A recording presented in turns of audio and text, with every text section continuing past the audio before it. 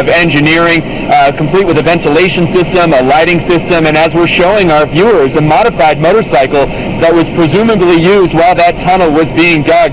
Yesterday, La Secretaria de Gobernación, which is the equivalent of the Interior Minister, mentioned that there is absolutely no way that El Chapo could have escaped from the Altiplano prison without help of prison officials. It seems that that's a narrative overwhelmingly that people we've spoken to believe.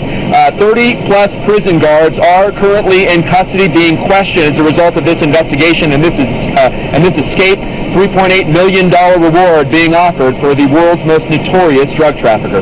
Aaron? I mean, Nick, it's incredible. I mean, just when you see this ladder going down and then you see the ventilation pipe, I mean, just to your point, the sophistication, the engineering with which this was constructed.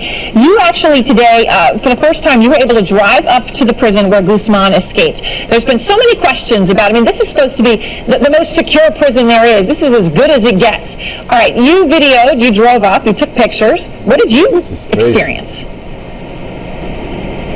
This is said to be the most maximum secure prison, maximum security prison in all of Mexico. We were able to gain access into it relatively easily. We and our crew showed up there saying that we wanted to do an interview. We were there to do a report. We were taken from one checkpoint to another where we were able to turn over all our belongings. They asked us for all of our belongings.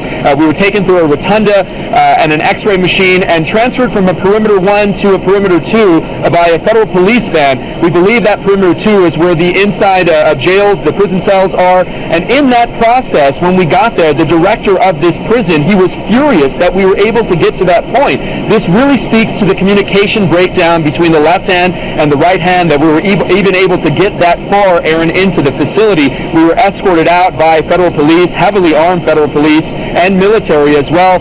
Another embarrassing moment, or so it seems, at least for the director, and his body language and his frustration with us and his colleagues, that we were able to even get that far into the prison.